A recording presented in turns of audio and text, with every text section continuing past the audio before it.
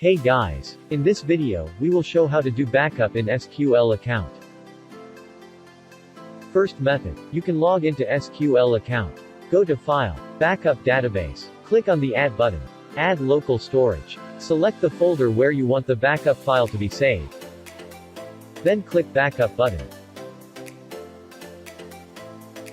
A done message will appear once the backup is complete. For second method, before logging into the system, click on three-dot button. Right-click on the company name.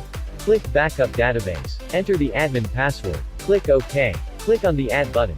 Choose Add Local Storage. Select the folder where you want the backup file to be saved. Then click Backup button. A done message will appear once the backup is complete. That's all of this video. Thank you.